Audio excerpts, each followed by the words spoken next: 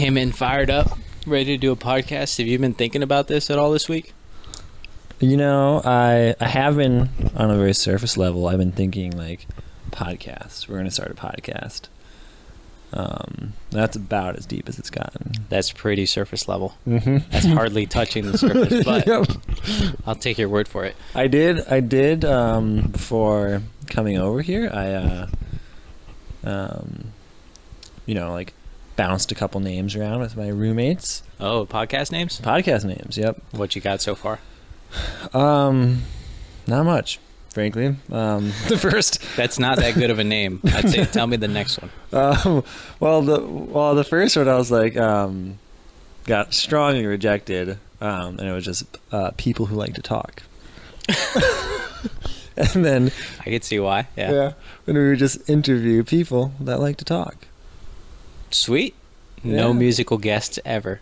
No, but that was rejected pretty much right away. All right. Do you got anything else for me? There was the philosophy melon or the philosophy melon. Philosophy melon. Yeah, we had talked about. And that they pointed out like, oh well, that has like melons now, or watermelons represent a lot of like Palestine. Oh, really? Yeah, that's kind of like their symbol. Fuck. Which isn't necessarily a bad thing, but it's also like it's kind of, I feel like maybe taken already. Mm-hmm. Palestine podcast. Yeah, fair. Yeah, and then so I guess on the drive over, I was thinking, undereducated and overstimulated. I'd say that's pretty good. I think that's definitely a good description of me. Do you think people would listen if they think that we're undereducated? Well, I think undereducated people wouldn't mind. Yeah. Huh. Maybe overeducated people would think, oh, let's see what these kind of people talk about. I think so. Huh. I think it could have some intriguing qualities to it, you know? What if we intentionally use grammar incorrectly? That's one of my secret talents, actually. So, kind of rewinding a little bit, the whole watermelon Palestine thing. Mm-hmm. I saw a video today where a guy was talking about some famous YouTubers and how a few of them have landed in controversy, and there are people who had not previously had any controversy during their career. They've made a career just being as palatable and widely accessible as possible. Mm-hmm. And one of the guys that got quote-unquote canceled did so because he had a Starbucks cup in the frame of one of his shots. And people were like, oh, you went to Starbucks? You're not supporting the boycott in support of Palestine? And the guy apologized for it, and his fans made a big stink about it. And it just gets to that point. Yeah. Where I think the point that the video I was watching was trying to make is that you can't just be palatable to everyone anymore. That the audience demands a little bit more of a look into what you actually believe, and they want a more nuanced take. Maybe not nuanced take. They want a definite take and no nebulous. Like they want a little more authenticity, and a little more like a genuine version of yourself or what you represent or something. Yeah, and I think they also want the ability to, if you reveal that you have beliefs that are contrary to theirs, they have the ability to now remove you from their sphere of influence. Yeah. Well, I think our name, Undereducated and Overstimulated, might land pretty well, because I feel like a lot of people, at least I feel that within myself, and I feel like, you know, if I feel this, probably a certain amount of other people feel it. But I feel overstimulated. And I think it's a fact. We all are. Yeah. So what do you think about having multiple podcasts? I'm into it. I think we, honestly, never really listened to much of Howard Stern. Are you familiar? Not really. Old DJ, radio show host. And he got popular for having the most outlandish and off-the-wall radio shows. It was a variety show. Oh, yeah. So he'd have people in with these weird, crazy talents or controversial takes, and he would just really try and push that level of entertainment, kind of the opposite of what I was just talking about, where people want to be as broad and non-offensive as possible. He's like, Mm-hmm. let's just have fun on here, and I don't care who it offends. Yeah. Yeah, And that was like 90s? I'd say What? that's probably right. Probably 90s. Okay. Yeah, Okay. I know they made a movie about him, but speaking of what we were just talking about, I'm talking about Howard Stern. I don't really know if he's done fucked up shit. 'Cause I feel like I may have heard, you know how after a certain amount of time it kind of comes out that everybody's idols or celebrities or heroes have some skeletons in the closet? Yeah. Yeah. I think that may be the case with him. Yeah. And I'm already thinking about the people that aren't going to watch this video, but the theoretical audience that would go, they'd go, Howard Stern is a fucking child molester, and you're here talking about him like he was some trendsetter? Yeah. But I just don't know. Well, that's because we're undereducated. It all comes together. Yeah. Dude. It all comes together. Yeah. We got to cover our bases points. Undereducated, overstimulated. Yep. Okay. Cheers to that. We'll have to have like little noises too. I think periodically, but that's probably something we'll grow into. Yeah. That is my favorite thing about bingo on Monday nights. Is that dude has a soundboard. Yeah. And then he plays this song. Maybe you know this song. I didn't know that it was a real thing until Kaylee pointed it out, and I paid attention next time. But they'll play this country song, and then it leads up to like everybody's somebody at, and they turn it down. It goes Sam Bond's Garage, and then they resume the song. And I just always thought, I was like, dude, this bar has their own song. That shit is sick. And I kept looking it up on Spotify, and next time I was there, I realized they duped me. But we can basically steal someone's song, say our name on it, undereducated, overstimulated, turn it right back on. I like that. That is actually something I was thinking about because while I work, I listen to a lot of music, and there's this one song that I've been listening to recently. It has like a really nice intro to it. Some good energy. I don't remember, but I've got it on my Spotify. Left an impression. Yeah. And I was like, gosh, that would be a lovely little intro to then, us yapping about stuff. Have you experienced AI generated music? A little bit, yeah. Have you heard how good it is now? Like the country music? I don't know. How long ago did you listen to this? Oh, probably a few weeks ago. Then yeah, probably. Well, country music. The country music's pretty silly. You can have it be about anything you want. Is the thing. Yeah. So you can put in your own silly lyrics, or you could tell it to be silly. But I've just made songs about friends. I made some about my job, or like if I have a client, one of them has a vodka seltzer, and so I tell the thing, I'm like, make a club EDM song about this brand, and it comes up with good video or good audio, and I use it in these ads, and it comes out pretty sick. If people didn't know any better, which they don't, they would think that it was a real song that this company had commissioned. Which is kind of scary and goes back to the whole thing about our own theme song, and if we were to do that and rip someone else's and make it our own, then wouldn't we be stealing from an artist? Yeah, but or is it only if we make money? Well, I feel like in some cases, if it were like maybe say a lesser known artist, lesser known than us, we could bring some attention to him. That'll be a tough search. Yeah, that'll be a hard find right now. That could be a little tricky. Rewatch this video in 10 years though. This will be funny. Hey, maybe. Also though, I've got a little riff on the guitar that I've been working on. Oh, yeah. So this is where I think everybody would be a little bit more comfortable and impressed. Custom made intro song. Yep, on the nylon string acoustic guitar. There's nothing wrong with that. Yeah.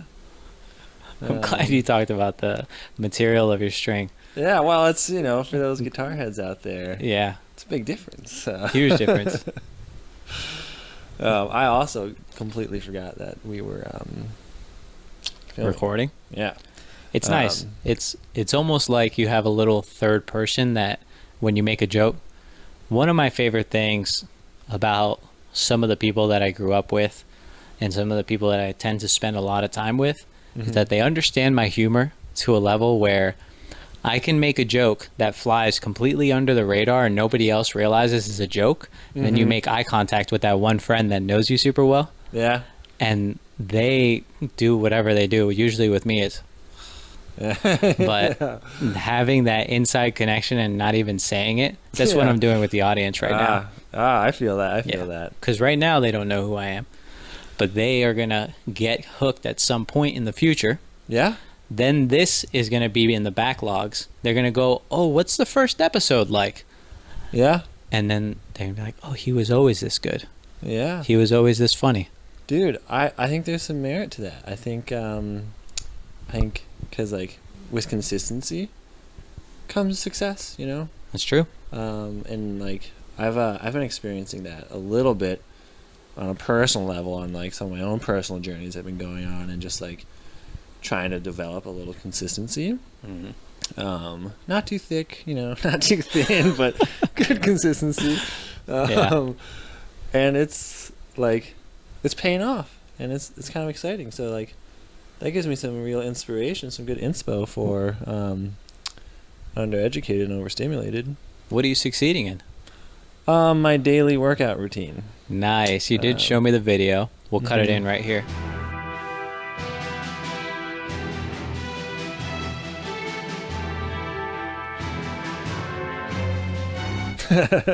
Maybe I do it, maybe I don't. We'll see how much time I have. Nice. And nice, dude. Congrats. Yeah, I remember you telling me about that. I did go to the gym once this week. Hey. I was inspired. It was nice.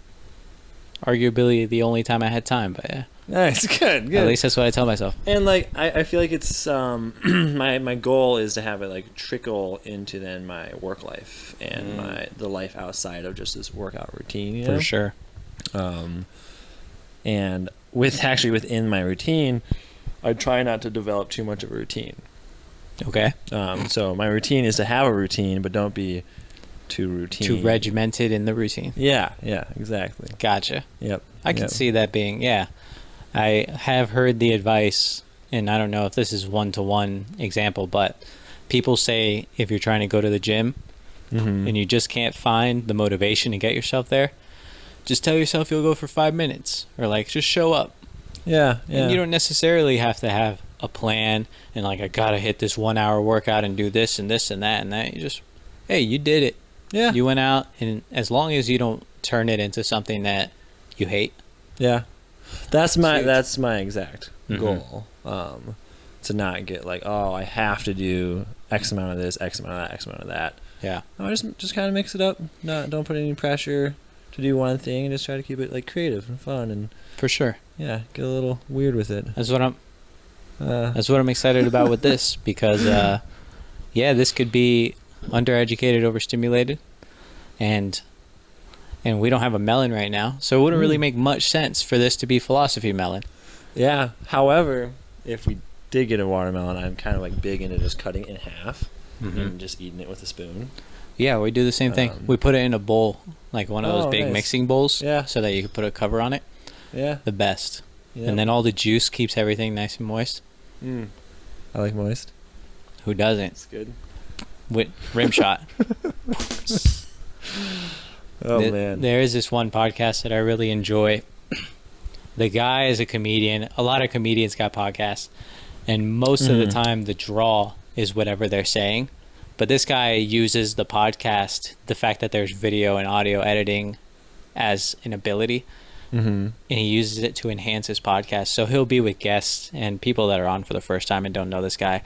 He'll kind of talk to the camera and be like, do this, add this in, because he has an editor that goes in and does it. And so he'll do like little animations that go with whatever he's saying, or if they do a bit, they'll edit it in a way that's fun. And that a little extra mile makes the podcast so much more enjoyable.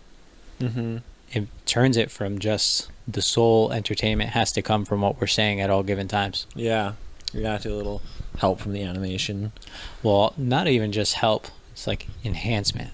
Oh, okay. Yeah, it's all about enhancing the medium and seeing how far you could take it rather than keeping it stagnant in one place. That's why film has evolved so much over time in music.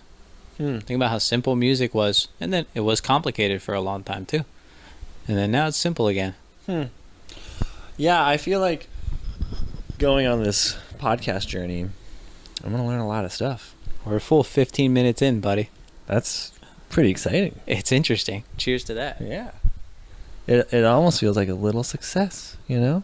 I'd say the fact that we sat down and started it Yeah. was a good success. Yeah. Yeah. So with this whole undereducated, overstimulated, if we're going to put a synopsis, it can't just be two guys talking about whatever comes to mind. Like, what is this podcast about, per se? And not that we have to stick to that so rigidly, but what is the guiding light? What's our true north? I want to say the people. I think our guests, like in time when we should have guests, and they should be just people. Nobody. That's embarrassing. Telemarketers in the middle of the podcast already. 1-800 number, come on now. Oh, is that the fans calling in? Yeah, Dude. must be.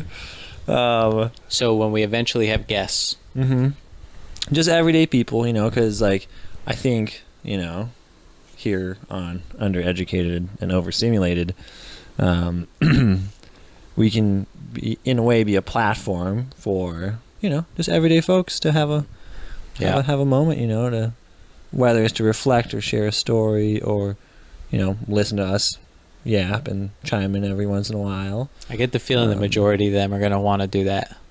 Yeah. Yeah. I think it would just be so entertaining on the face of it. They'd be like, I don't know where to jump in. Yeah. You guys just had such a good flow. I'd be like, well, yeah. Well, we'll have to engineer it, you know, create some space, stare directly at them. Engineer it. We'll kind of like have a secret code, and then as soon as we both look, Then they'll stay feel quiet. the pressure. They'll feel the pressure. Yeah. And cut to that camera. Well, gosh, I mean, I'm thinking already of like, well, my brother Shady, who we were going to have here earlier. He seems like he would be a shoe-in for this kind of thing. Yeah. Mm-hmm. Loves to talk. He's got a Shout out Shady. Shady Loves Glenn. to talk. He's a yapper. Is that term from like, I don't know, the 50s? Yeah. He's a little dated. I've never heard yap be associated with an individual. Like, you're a yapper. Oh. Yeah. It must be a regional thing. Could be, yeah. Well, how would you guys call soda? Soda. Soda? Yeah. Yeah, we called it soda too. That's not as interesting. I was hoping you'd say like pop or Well, people from Chicago would call it pop. From where? Chicago, yeah. Anyways, I think this is getting too much into like we're doing sketches at this point. I guess that's kind of why I was asking. I think it would be fun to really include people in this. But like we had talked about, and I brainstormed this with the people in my office. You know how I mentioned starting a newsletter, or I guess a email newsletter for Eugene? Yeah. It's just hyper local. It'd basically be a paper in an email. But then the question was, why would people, like, how much could you fit in an email? Why would people just do it here? And then it ends up turning into a website. You don't really quite know what to do with it to set it apart, make it different. I ran that by my team at work. Nobody had any solutions for me, so I'm still workshopping it. But I think that this is one platform. That's why I brought up Howard Stern. I'm bringing it all back together now. The edible is definitely in full effect. The idea that I have for, even if it's not this podcast, maybe it's another one, is to just have a big variety in it. Yeah. Include a bunch of people. Maybe once in a while have music. Someone read a poem. I like that. You know, someone do some stand-up. Yeah. I mean, actually, you know, I've been toying with some stand-up. Oh, yeah? It's not ready. But I guess I've always been toying with stand-up because, you know. Can't sit forever. Yeah. I like to make people giggle, or at least try to. Yeah. Doesn't always work. I think that'll be good some head practice. scratchers, like, huh. Yeah. That was weird. So, do you think that it's weird to laugh at your own jokes? No, I feel very comfortable laughing at my own jokes. I feel the same. I often laugh the hardest at my own jokes. Well, yeah, you understand the humor the best. Yeah. It's not my fault other people don't get it. Yeah. Yeah, I think musical acts, maybe people reading some poems or telling their stories or some fictional stories. I think one of the cool things in my mind, are podcasts a big part of your life? No. They were, probably still are in some ways, a big part of my life. For the past 9 years, something like that. Okay. I worked a lot of jobs that you could just put in headphones and kind of work. So podcasts, I think, were for me what music is for you lately, at least. That sounds about right. Yeah. Yeah. So I am really exposed to this medium Mm-hmm. and kind of have a lot of preconceived notions of what it is, which I think is interesting that you don't have that and I have that. Yeah. Which I think is going to help us find that middle ground where we're not, what's the best way to explain this? We're not so in the know that it's repetitive and boring, but we're not so out of the know that it's unapproachable. It could work. So like my dilemma with podcasts is that they're annoying. The people? The people. Like everybody does like this little podcast voice, and like it's like I don't even know what they're called. There's like the weekly something or another podcast. Or I think I know what you're talking about. It's like NPR podcast. Like, there's always like these little noises, and like they have like this air about their voice, and it's just like, just talk to me like you would talk to your friends. Just please be normal. Stop being so weird. I noticed that a lot on YouTube. There's the YouTube voice where people talk like this, and then they explain something in a really high pitch and change the modulation of their voice so that they can come across as more approachable, because that's what they saw in a video. Yeah. Like that kind of thing. Yeah. Yep. I think striving for authenticity is a kind of just a nice thing. Not like I'm trying to incorporate this into my dating world too. I'm not trying to put on any masks or like be something else to like impress somebody or to like make them like me or something. I just want to be myself, because I can't keep that shit up. Like it gets tiring, I think that should be the standard, dude. I remember that being something when I figured that out. I was preaching it from the rooftops. Yeah. I'm like, just think about it. If I had to pretend to be someone else to get her, it's like I'd have to pretend to be that other person my whole life to keep her. Yeah. And then doing that, I'm just too lazy for that. I wouldn't even attempt it. No way. Yeah. I did it once, and we all do it worked for a while, but then it stopped working. For sure. Yeah. How long is a while? 3 years. That's a while.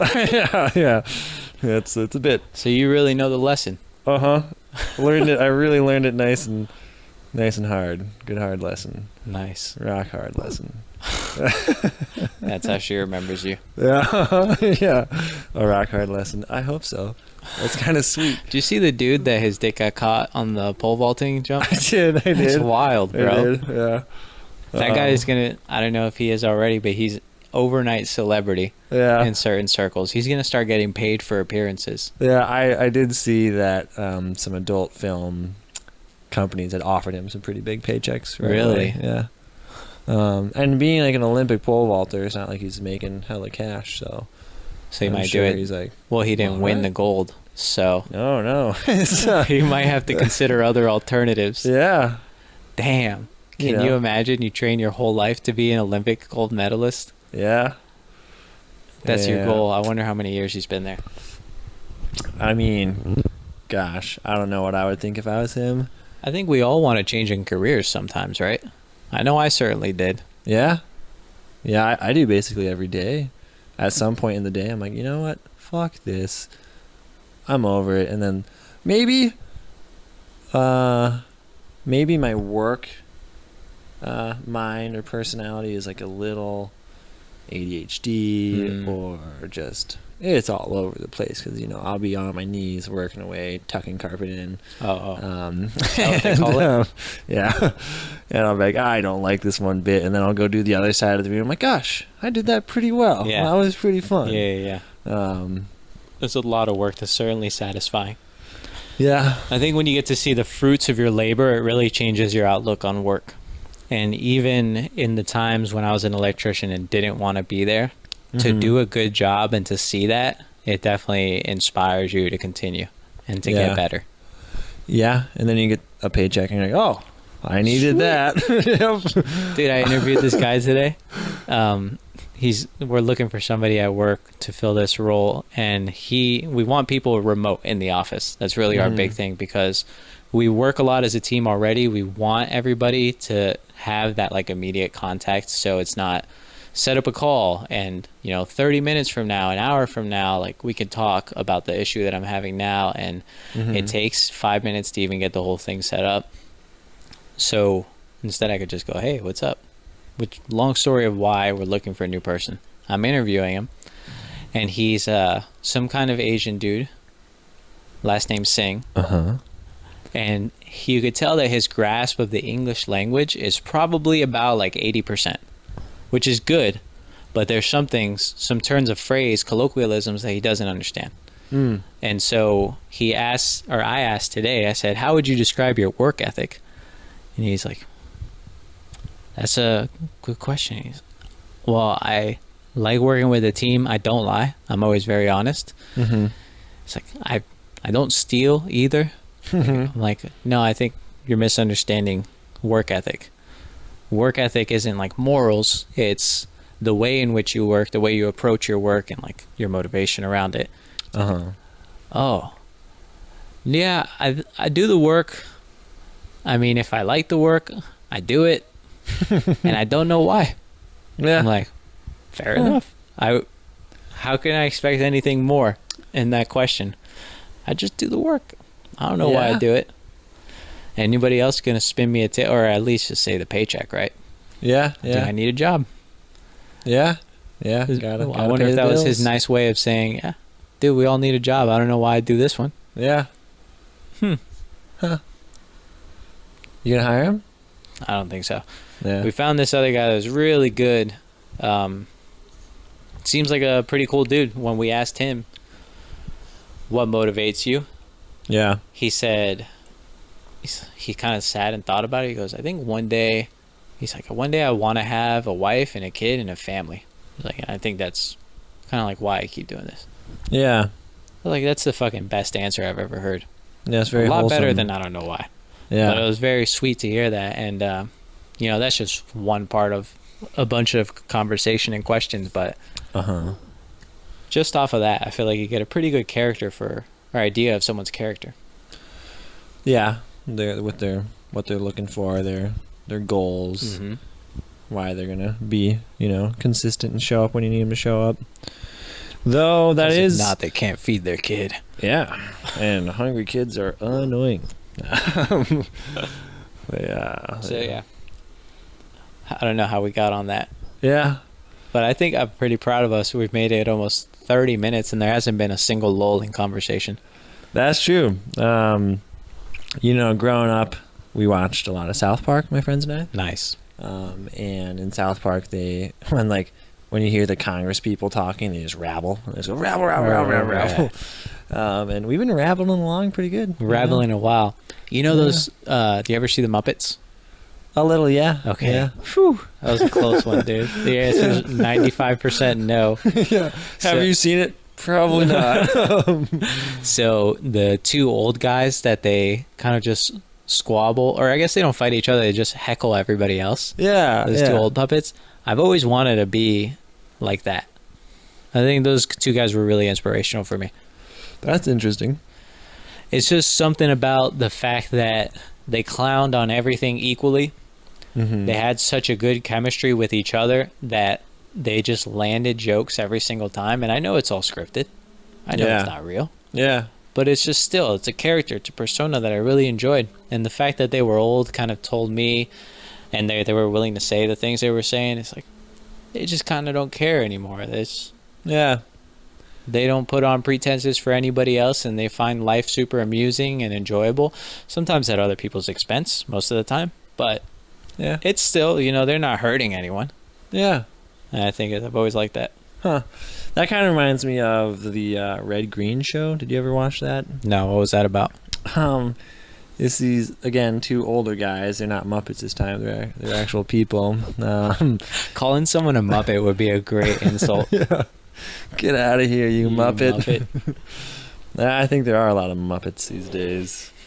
But the Red Green Show is like these two older, like, mechanic, farmer, country guys. They're just hanging out in their shed. Nice. And they use duct tape to fix everything, and duct tape stuff that they shouldn't be duct taping. and they crack jokes and stuff. And I haven't watched it since I was, probably 10 years old. So like at least a couple of years now. So what did it all take place in their garage? Was it like a stage show? In the garage and outside of it. I don't think it was on a stage. I think it was just like an actual like garage? Somewhere in the woods in Kentucky. Nice. Yeah. They were characters. That's a pretty big desire of mine, is to have a big shop, big garage. I used to look down on people that just had a lot of stuff, and like a shop space that was messy and just had full of stuff and random nuts and bolts and stuff. I really crave that now.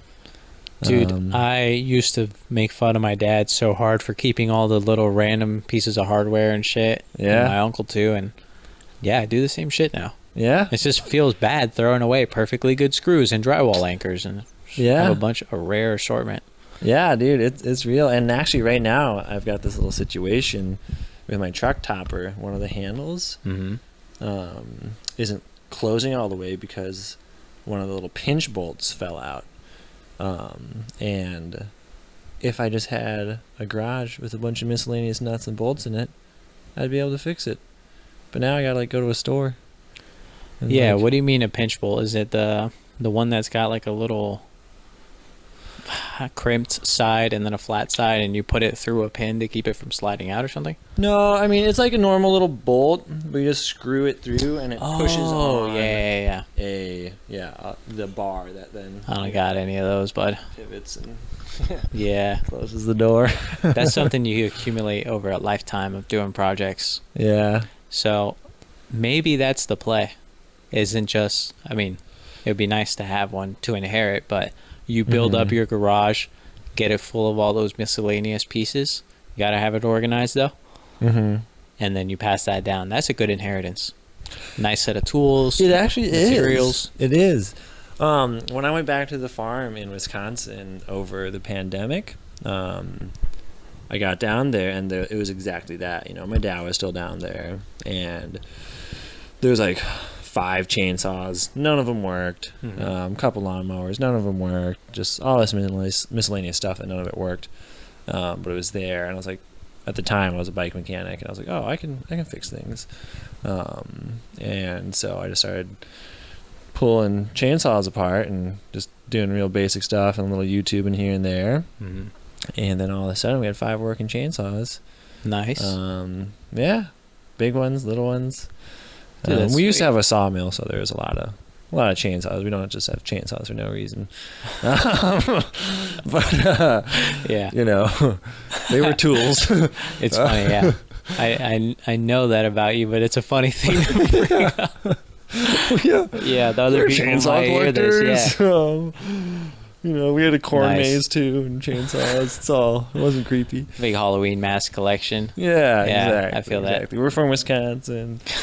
I think that's one of the things that we looked at this house when we were first looking, way out of our price range, but it's still fun to look at those once in a while. Yeah, for sure. And these people had a shop that was just as big as the house, and it was like a 3-bedroom, however many, 1,400 square foot house. Yeah. The shop was probably 20 or 30 feet tall, big old sliding doors front and back, and it even had a drain catch in the center because I guess the guy worked on cars. Nice. And so, just thinking about how nice something like that would be, and I swear it wasn't more than like a 30-foot walk from the house.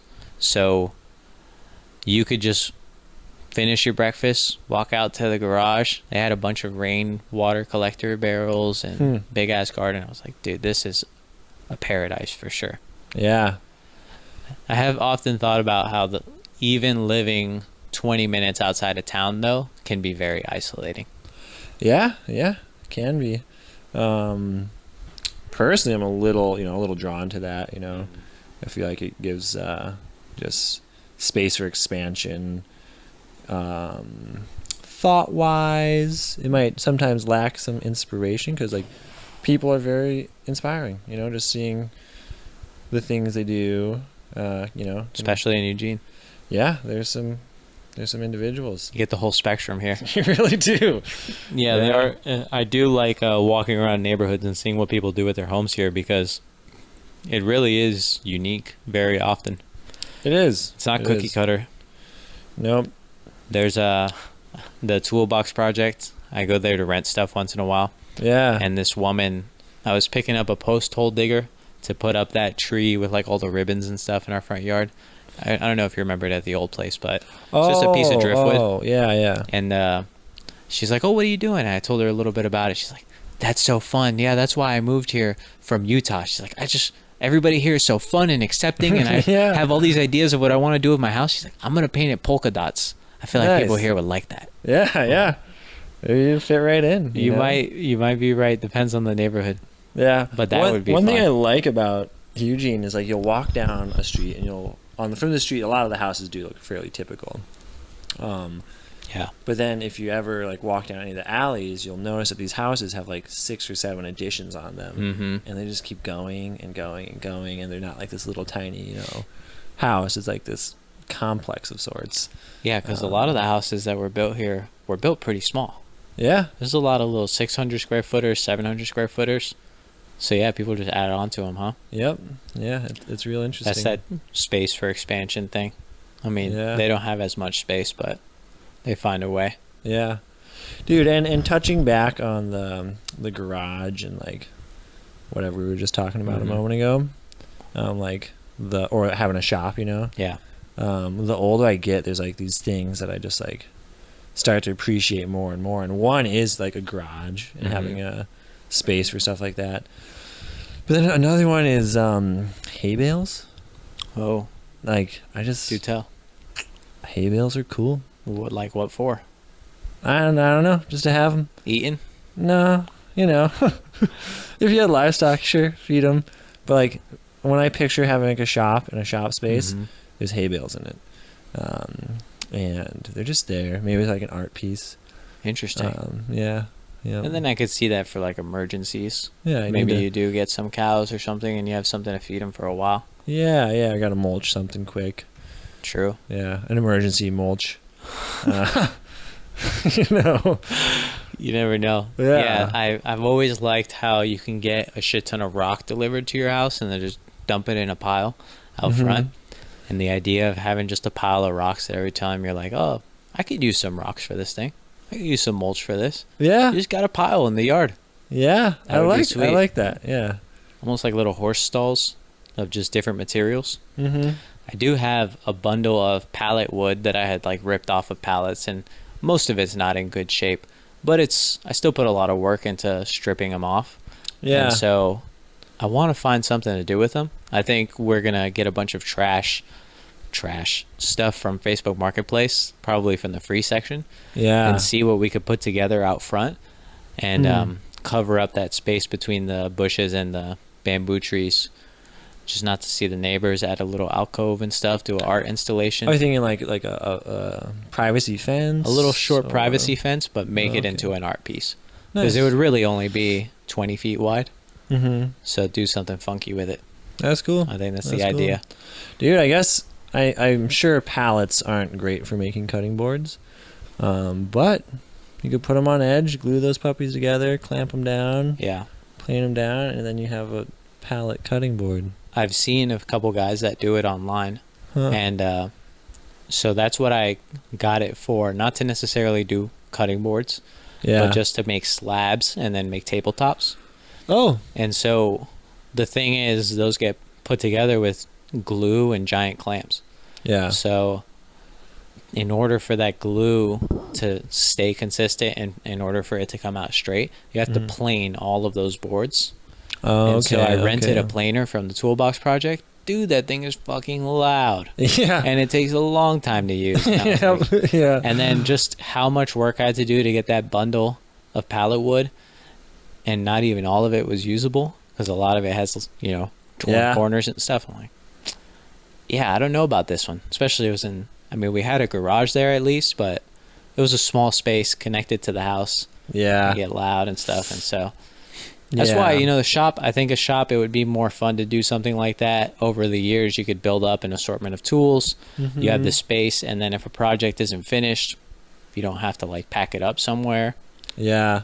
Dude, I used to live in an apartment that was just the upstairs of a warehouse. It was like a loft. Okay. And so I had tools. I was an apprentice at that time, and I had a bunch of projects that I wanted to do, but I would have to store everything in the house. So if I ever bought wood or something, it would stay like in the little staircase area, and then I'd have to lug down a tote full of tools every time I wanted to work on something, run extension cords outside.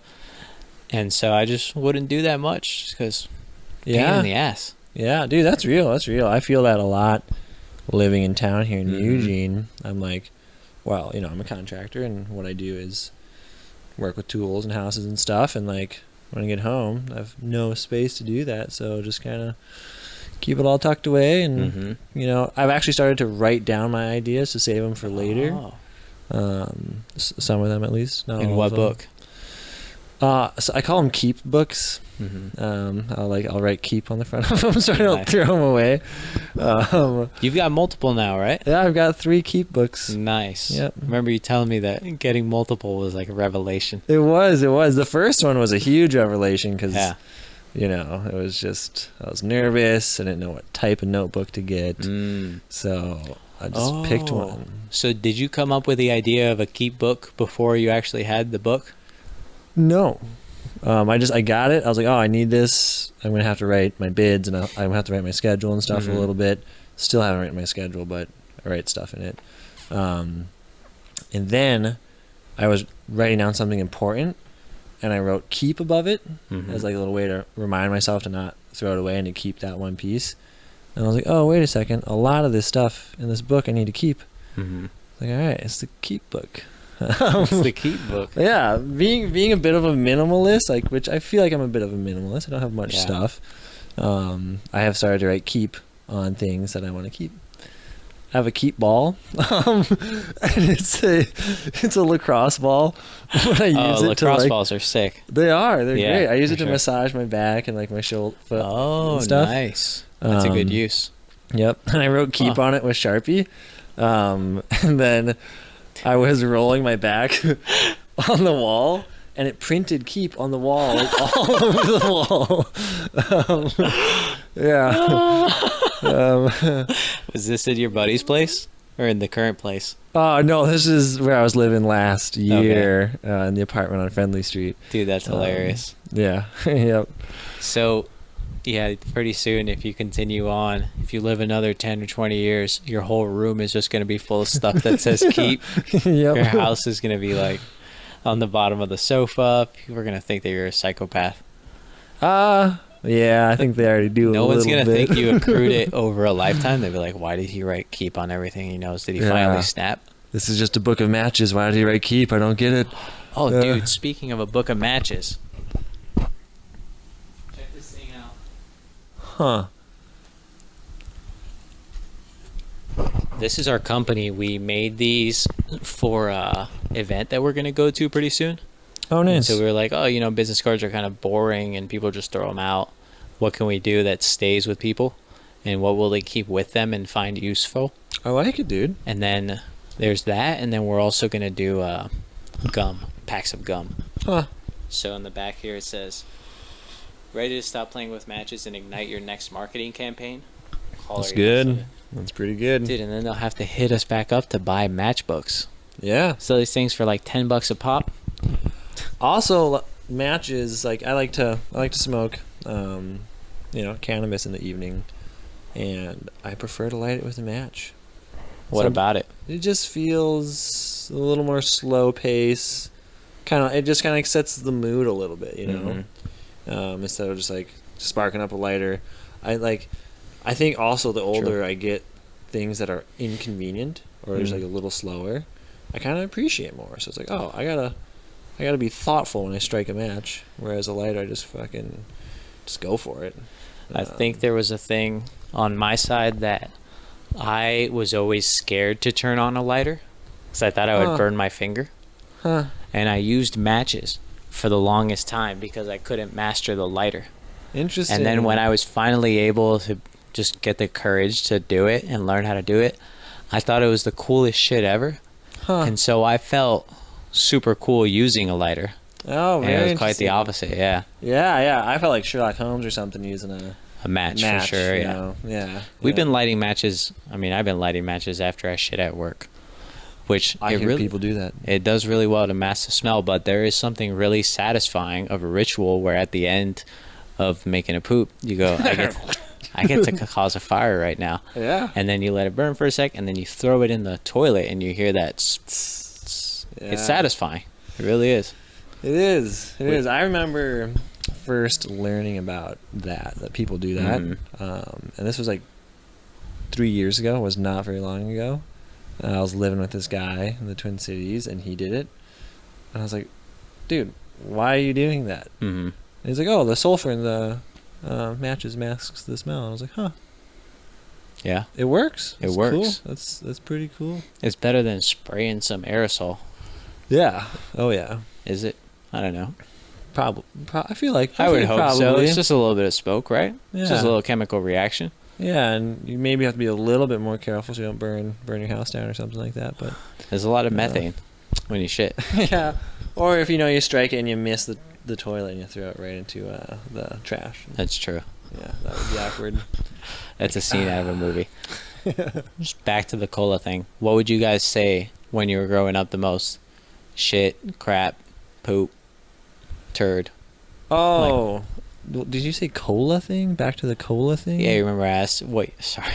Oh, like what you guys pop? ask? Soda. Soda. Yeah. Oh my gosh. Yeah. Probably shit Shit. or deuce. You gotta take a deuce. Deuce. Yeah. Huh. Yeah. Well, I think we always use shit, Yeah. but there were people who would say crap, and I always thought it was so weird. Yeah. Crap, just for me, does not roll off the tongue at all. No. It feels like a silly word. Yeah, it feels like something you say like when you mess up on like a school project or something. Oh crap! I screwed that up. But even all shit just is better. Yeah, I used to get in trouble for yelling shit at school because just randomly. Well, no, like when we were playing basketball or kickball or something, and like, yeah, I was like, oh shit, and yelled on the playground, and then like my teacher was like, hey.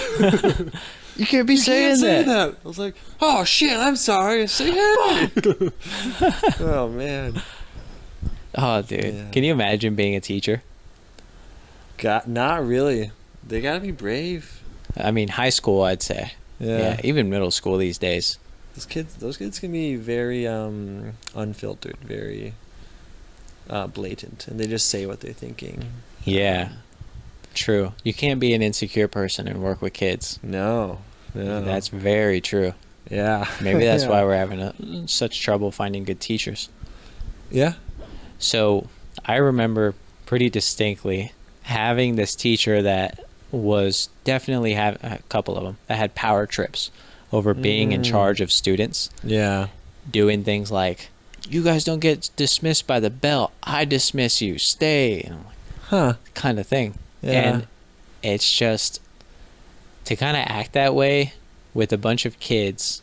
I mean, I get you have to be tough, but also you could tell that they delighted in it, that they enjoyed that, being in that position. I'm like, oh, this is you kind of living out your power fantasy with a captive audience, you know? Yeah.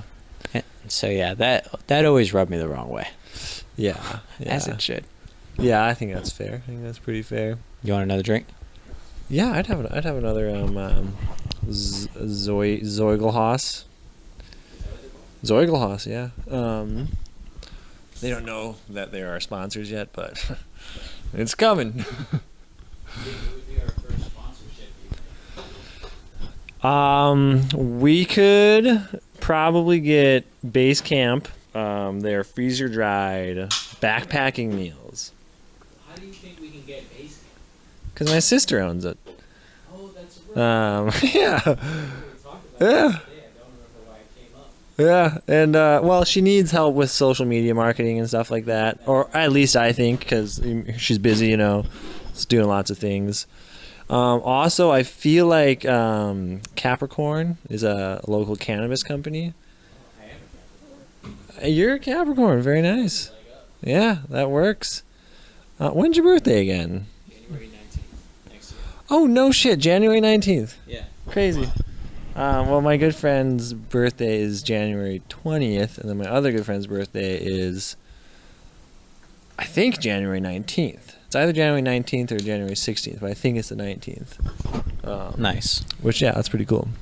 I have 3 friends that I hold in high esteem. It might even be more at this point. I just don't know everybody's birthday off the top of my head. But about 5 years ago, I had 3 friends that I hold in high esteem. 2 of them, I've known them since middle school. And their birthdays, all 4 of our birthdays are within like 2 weeks of each other in January. Interesting. So a couple of times we did this thing. Second year was such a tragedy. We never did it again. It just did not work out well. A lot of drama.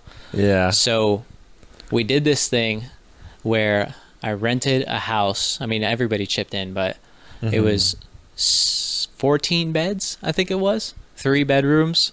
It used to be stables. They turned it into a house and primarily used it as a house for youth group retreats. And so there was scripture all over the walls. There was Christian artwork everywhere. Interesting. And so the rooms just had like 2 double bunk beds each type of thing. There was a big game room, but outside was a bunch of porch swings, tree swing, barbecues, lounge chairs and stuff. So we would go there and all drop acid. Oh. Yeah. Interesting. And the first year was great. Everybody loved it. Had a great time. Second year things got a little hectic. But all that to say, yeah, the Capricorn squad, where I'm from, runs deep. Yeah. Mm-hmm. Yeah. That sounds like quite the trip. Pun intended. It was. For my Sweet 16, we had a mushroom party out at the farm. And I don't even know how many people were there. It's probably something like 20 or 30 people by the end of the night. But to start it all off, we just, the core group of probably like 10 to 15 of us ate mushrooms. And then from there, things unfolded in a very disorganized fashion. Grew up on a farm, so we had lots of space. And in the morning, woke up, and one of my friend's trucks was in the barnyard. Which there was fences and gates that he somehow had to get through to get in there. And I remember riding in the back of his truck we were trying to go to the back of the property to have a bonfire. But at some point we just gave up on the truck and started walking, and made it to the back eventually. By the time we got back there, though, we were all like, oh man, there's bugs on us. And like, were there? I don't know. Probably. We were walking through tall grass. Yeah. And we all got kind of spooked. So then we headed just back to the house, And being young and doing lots of psychedelics with a large group of people it's a hard thing to navigate, It's fun how, oh yeah, for sure. There's something beautiful about that chaos, though. The thing is, not everybody thrives in the chaos. And so I told you, not to bring it back to me, but I told you about that birthday and how the second one didn't work out super great. Yeah. I mean, I would have done it again. Yeah. I think that there's some fun in that things going wrong sometimes. That's what makes shit interesting. Yeah, it's an adventure. Yeah. So, but I think it's also funny how when you're young and high, that is a memorable and like impressionable story to describe tripping and be like, yeah, we were going to drive there, but then we decided to walk and there were bugs on us, so we went home. Yeah. But that I know that it's so much more than that. Yeah. But when you describe it, it's like, okay, cool. Yeah, like, right on, that's chill. No, it was it was a total journey, There's moments where we just laid down in the grass and looked at the stars and like, all right, this is life now. This is where we are. The bugs are beneath us. It was so funny, man, because like at one point I remember doing that and then just like hearing somebody and like standing up in the middle of the field and be like, whoa, what are you doing out here? And we would kind of like periodically forget that we were all out there. So like my main thought from the evening was just like, what's happening? What's happening? What's going on? Yeah. Oh, dude, the Yeah. whole time it's just a confusing movie. Yeah, it really was. It was like I don't know my movies, so this probably isn't gonna work very It's well. one of them, though. Yeah, it's I'm sure like you one know. of them. It's like fuck. Not Quentin Tarantino or Wes Anderson, but somewhere in between those two is of some slight confusion. Quentin Tarantino mixed with Wes Anderson would Yeah. be the best shit ever. Yeah. Wow, I don't know why I've never thought of that crossover. Yeah. How many of their movies have you seen? I feel like most of them. Really? Yeah. Yeah. So then you know how stark opposite they are. Yeah, kinda, for sure. Yeah, kind of, for sure. Yeah, for sure.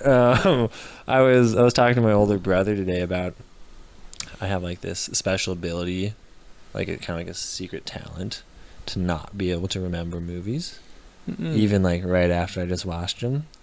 Undereducated. Yeah, and overstimulated. Overstimulated. Yeah, It just can't kinda, remember. Yeah. What's the next one? Yeah. Mm-hmm. Yeah. So yeah, it does make watching movies nice because I can just watch one. I'll totally forget what happened. Dude, you Next ready night. for this? You watch a movie, and then you make a note in your phone that says the name of the movie, and then dash keep. And then so whenever you're like, oh, I want to watch a movie, you go through your phone and be like, I don't remember seeing this one, but I Yeah. know that I liked it before, Oh, so I know it's a good one to rewatch. I could have keep movies. You could have keep movies, dude. Yeah. My grandpa has DVDs. This is fucked up. My grandpa started losing his memory a few years ago. That was a while ago. Yeah. But now he's just completely out of it. So he loves to watch DVDs, and he has this huge DVD collection. But then it dawned on me how, like, I guess the silver lining of dementia is that you could watch all of these movies you love over again for the first time, Yeah. over and over. Yeah. It's like novel experiences, they fucking get their novelty back. That there's I some don't know beauty. if- There's some beauty to that. I don't know if that subjective experience is quite the same, Yeah. but I mean, you got to find the silver linings where you can find them. Yeah. I think that's a really good way to go about life. Actually, find those silver linings where you can. That's actually, as we roll around an hour here and probably wrap up our first podcast. Yeah, I would video say so. cast. That's something I've taken away from my life as a mountain biker, BMX dirt jumper guy. Mm-hmm. That like, because like when you do that sport, often you crash and you hurt yourself. But I would just try to learn 4 to 5 things from each wipeout. Nice. And I feel like that's similar to just trying to find the silver lining in the 4 or 5 things per wipeout. Mm-hmm. Dude, that's pretty good. Yeah, nuanced things. There's a lot Mm-hmm. to the sport. But like, all right, I was doing this wrong. I was a little heavy over in the front. I didn't use my brakes, or I should use my brakes. For sure. Yeah, instead of just being like, oh man, that hurt. Mm-hmm. I'm no good at this. Oh, Like, yeah, for sure. Big. You know what? I can get something out of this. I think that's one of the things I love the most about climbing is Yeah. that I know that some of the things involve strength, and you can't get past having a certain level of strength as you go higher in difficulty. Mm-hmm. But there is so much to do with technique and looking at a wall that you just don't get. Yeah. But you know in the back of your mind, people can do this. Yeah. There's a way to do this. And I Yeah. can figure it out. And it's not that it's always a puzzle. Like I said, skill is involved in stamina, but Mm-hmm. when you do figure that out, and sometimes, do you feel like it's more intuitive or analytical when you learn from those wipeouts? Well, probably a little bit of both, really. Yeah, That's like the most. My little brother Scott. Mm-hmm. That's the most Scottism thing I've ever said. Because he's always like, "Oh, it's like a double-bladed sword. A little bit of both. Yeah. Yes and no." Like, come on, just give me an answer. But yeah, I think some of it's intuitive, and some of it is definitely then analyzing it and being like, Mhm. "Oh, this is what I did. This is what I could have done. My elbow hurts. Yeah, for sure. Yeah. That's definitely a part of it. But there's adrenaline there too, though. Oh yeah. So, yeah, that elbow doesn't start hurting much until a little bit after. Yeah. Yeah. Yeah, I've got these marks all over me that just won't go away from times that I've scraped the wall climbing. Oh. And I'll continue to climb, and then so it just keeps scraping the same spot until the point where it's like, this isn't going to heal right. But, yeah, to bring it back, I think a lot of the way that I learn on the wall is intuitive. Mm-hmm. And it's just doing it over and over and getting into that position where I can't, or I haven't been able to pass yet, and then just seeing what feels right. Yeah. I think most of the time it's also because, not all the time, some of the times I go high, and a lot of it is just really getting into the way that it feels to do the climbing. Mm-hmm. I think intuition's a wonderful thing. Mm-hmm. I think it's a great way to live life. Like, my older siblings often would tell me I should go to school because like people have already figured these things out. You don't have to figure it all out from the ground up, or you're like, you don't have to reinvent the wheel to do something. And they're totally right, but there's something enjoyable about it. Like, just the process of sure, I could look up the techniques to climb better. Mm-hmm. We're going to start doing it. And like, I'm not going to be a pro. I'm not going to make a living. It's just a hobby. Yeah, Like, it's how much you enjoy it. Yeah. Yeah. It's true. Yeah, you're not getting paid for it unless you're trying to get paid for it. I could see the argument there. Yeah, exactly. Yeah. I think we should give a shout out to our one sponsor that we do have now. They don't know they're our sponsor yet, but Put them right down here. That would be the Sacramento Tower. This is their ultimate frisbee team from Sacramento. It's the we're sponsored by the team. The team isn't sponsored by. We're sponsored by the team because we have their gear, and they just gave it to us. We didn't buy it from them or anything. So that feels like a sponsorship. Just go watch them if you're ever in Sacramento or up and down the West Coast. We should watch a video of them. They're good. Yeah. I don't think I've ever seen that on a professional level. Ultimate frisbee. Mm-hmm. It's fun. They're a club level team. It's a mixed team, so boys and girls, or men and women. But yeah. Nice. Yep. Sacktown Towers. Okay, I thought you were gonna say your sister's freeze dried meals. Well, I don't have any of that with me, so I can't be like. Well, we could put it here. We'll put it right here. Like, with in between us with editing afterwards. Mm-hmm. See, I didn't even know you could do that. Yeah, watch this. Well.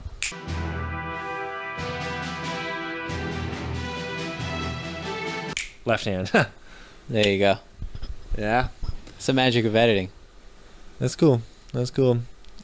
Growing up under a rock, I don't really know much about technology or editing. Oh, dude. Film is definitely something that I very much enjoy working on and just doing in That's general. cool. Have you seen any of the videos on my Instagram? Or any of my I've seen a videos on YouTube? couple, yep. Oh, I didn't even know you were down there, dude. Oh. Our one guest star of the evening, What's up, Fimley? Fimbly the cat. You guys can't see him, but here, editing. Fimbly likes to smell socks. So, yeah, man. Cheers on the first podcast, dude. Cheers. Tally ho, we did it. And tally ho.